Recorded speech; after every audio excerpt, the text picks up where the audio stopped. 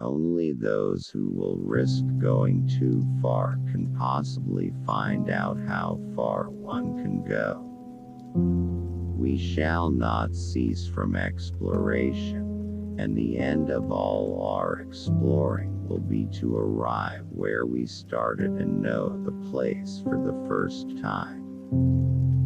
What we call the beginning is often the end, and to make an end is to make a beginning. The end is where we start from. Where is the life we have lost in living? Where is the wisdom we have lost in knowledge? Where is the knowledge we have lost in information? Poetry is not a turning loose of emotion, but an escape from emotion. It is not the expression of personality, but an escape from personality. But, of course, only those who have personality and emotions know what it means to want to escape from these things.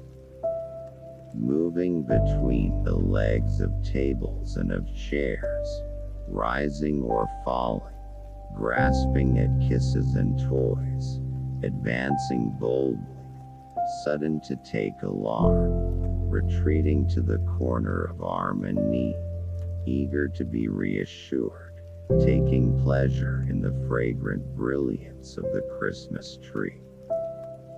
Half of the harm that is done in this world is due to people who want to feel important.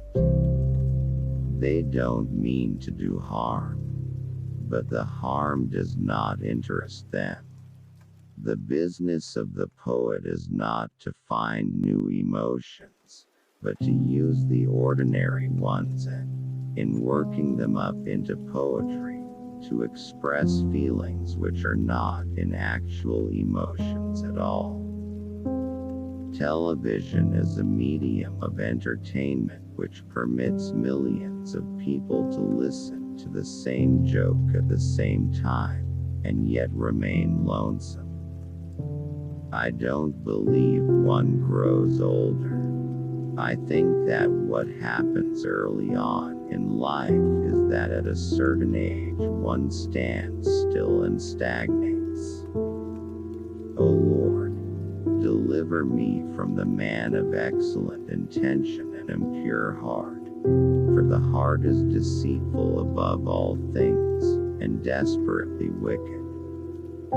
It is obvious that we can no more explain a passion to a person who has never experienced it than we can explain light to the blind.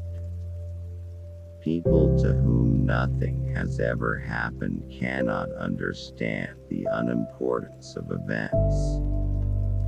The progress of an artist is a continual self-sacrifice, a continual extinction of personality. It's strange that words are so inadequate. Yet, like the asthmatic struggling for breath, so the lover must struggle for words. There is not a more repulsive spectacle than an old man who will not forsake the world, which has already forsaken him. Every experience is a paradox in that it means to be absolute, and yet is relative, in that it somehow always goes beyond itself and yet never escapes itself. As things are, and as fundamentally they must always be, poetry is not a career, but a mug's game. No honest poet can ever feel quite sure the permanent value of what he has written. He may have wasted his time and messed up his life for nothing. For love would be love of the wrong thing. There is yet faith, but the faith and the love and the hope are all in the waiting. Knowledge is invariably a matter of degree. You cannot put your finger upon even the simplest datum and say this we know. We know too much, and are convinced of too little. Our literature is a substitute for religion, and so is our religion. All significant truths are private truths. As they become public, they cease to become truths. They become facts, or at best, part of the public character, or at worst, catchwords. A toothache, or a violent passion, is not necessarily diminished by our knowledge of its causes, its character, its importance or insignificance. And they write innumerable books, being too vain and distracted for silence, seeking every one after his own elevation, and dodging his emptiness. If you desire to drain to the dregs the fullest cup of scorn and hatred that a fellow human being can pour out for you, let a young mother hear you call dear baby, it. Poetry may make us from time to time a little more aware of the deeper, unnamed feelings which form the substratum of our being, to which we rarely penetrate, for our lives are mostly a constant evasion of ourselves.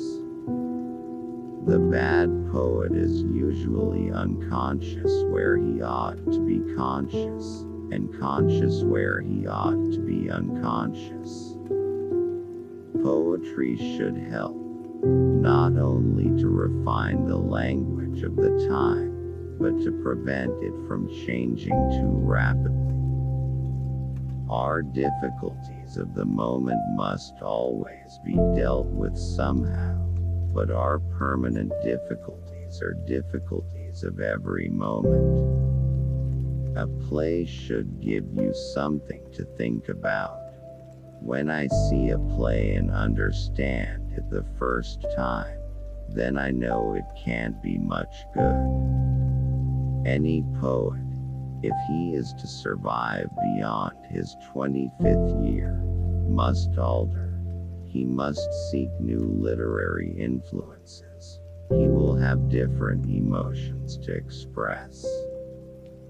The soul is so far from being a monad that we have not only to interpret other souls to ourself, but to interpret ourself to ourself. Thanks for watching. Please subscribe and keep my